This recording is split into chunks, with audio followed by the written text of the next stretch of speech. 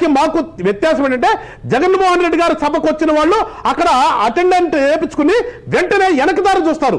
కానీ మా సభలకు వచ్చే వాళ్ళు వెనకదారి దగ్గర నుంచి ముందు దారి చూసుకుంటూ ముందుకు వచ్చే ప్రయత్నం చేస్తుంటారు. ఆ ప్రయత్నం నాకు కనిపించినప్పుడు వాళ్ళు వచ్చి అక్కడ ఉన్నటువంటి సౌండ్ సిస్టమ్ మీద పడుతున్నప్పుడు ఎదురుగా ఉన్నటువంటి ఆ లైట్ పోల్స్ మీద ఎక్కుతున్నప్పుడు వీళ్ళు చేయాల్సిన బాధ్యత ఏంటండి? ఒక్కడంటే ఒక్కడు కనపాలా. ఎందుకంటే పైనుంచి నేను చూస్తున్నాను, పైనుంచి చూసినా మనకి క్లియర్గా అర్థమవుతుంది కదా.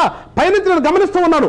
జనమందరూ కూడా బులవమంటే దగ్గరికి రావాలి అనే ఆలోచనతో వాళ్ళు వస్తూ ఉంటే ఇక్కడ పర్టికులర్గా ఆ గ్యాలరీ ఏదైతే సౌండ్ సిస్టమ్ ఉందో ఆ సౌండ్ సిస్టమ్ ఉన్నటువంటి గ్యాలరీ దగ్గర విపరీతమైనటువంటి నెట్టు ఏమంటుందని వాళ్ళందరూ కూడా తోపులాట జరిగింది. ఆ తోపులాటలో ఖచ్చితంగా వైఎస్ఆర్ పార్టీ వాళ్ళు ఉన్నారు అనడానికి ఎలాంటి సందేహం లేదు.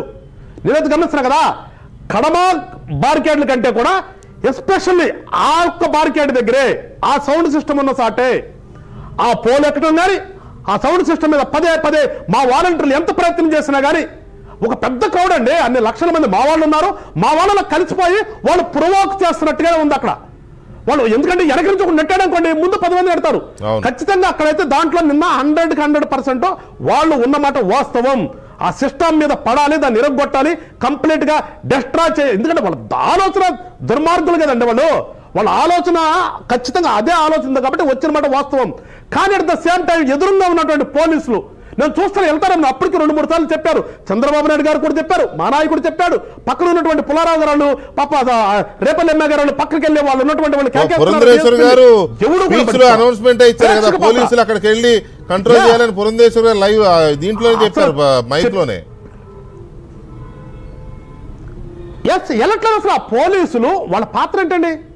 డీజోల్లో కూర్చుని చక్కగా చూస్తున్నారు తప్పితే అవతల ఎక్కడైతే తొక్కిసలాట తోపులాట జరుగుతుందో అక్కడికి వెళ్ళి ఆపాల్సిన బాధ్యత ఉన్నటువంటి వాళ్ళు ఒక్కడు కూడా దాంట్లోకి వెళ్ళకుండా ఎదురుగా కూర్చుని గుంపులుగా అక్కడ దాదాపు 10-15 మంది డిఎస్పీలు ఉన్నారు.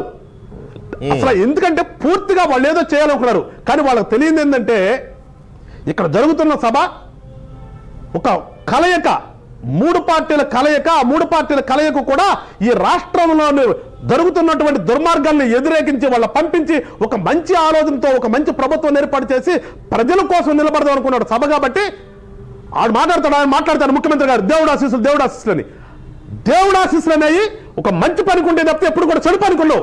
వాళ్ళు ఎంత చెడు చేయాలని ప్రయత్నించినా కానీ ఒక మంచి కార్యక్రమం కాబట్టి నిన్న చిన్న డిస్టర్బెన్స్ ఒక నిమిషము 2 నిమిషాలు వచ్చినా కానీ మళ్ళా రిగ్రెట్ అయ్యి సభ నిజంగా సక్సెస్ జరిగినందుకు మరొకసారి ఆంధ్ర రాష్ట్ర ప్రజలకు నిజంగా జనసేన పార్టీ తరపు నుంచి, ముఖ్యంగా 3 పార్టీల తరపు నుంచి చెప్తున్నాం, కూటమి నుంచి జనసేన పార్టీ తరపు నుంచి కూడా ధన్యవాదాలు చెప్తున్నానండి వాళ్ళందరూ కూడా. కానీ వైఎస్ఆర్ పార్టీ వాళ్ళు గుర్తుపెట్టుకోవాల్సింది ఒకటే, ఈ పోలీస్ వ్యవస్థ కూడా గుర్తుపెట్టుకోవాల్సింది ఒకటే, ఇవాళ మా 3 పార్టీలు కలిసి అన్ని రిప్రజెంటేషన్ ఇచ్చాము.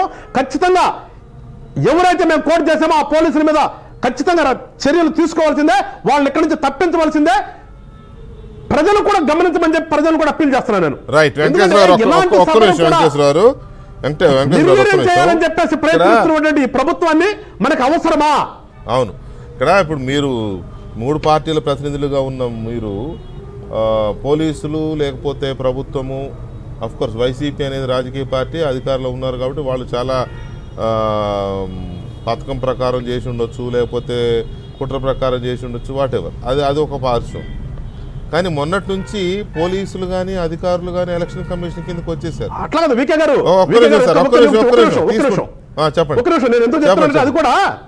అది కూడా ఎందుకు కన్ఫర్మ్ చేస్తున్నానంటే నేను మీటింగ్ అయిపోయిన వెంటనే అక్కడ ఉన్నాడు కదా ఓడగొట్టేశాడు మసిలీపట్నం పేరు దాని వెంటనే ప్రెస్ మీట్ పెట్టి మీరు మైక్ సిస్టమ్ కూడా సరి చేసుకోలేడా అని మాట్లాడాడంటే వాళ్ళకి ముందు ఇన్ఫర్మేషన్ ఉందా లేదు ఒకసారి గమనించండి మీరు. కన్ఫర్మ్ చేస్తున్నా చాలా ప్లాన్ గా జరిగింది, ఆలోచన అది, వాళ్ళ ఆలోచన అది. అవును, చాలా ప్లాన్ గా జరిగింది. అందుకే అంటున్నాను కదా ఇక్కడ. సరే, అది ఒక పాయింట్. వెంకటేశ్వరరావు ఒక్క నిమిషం.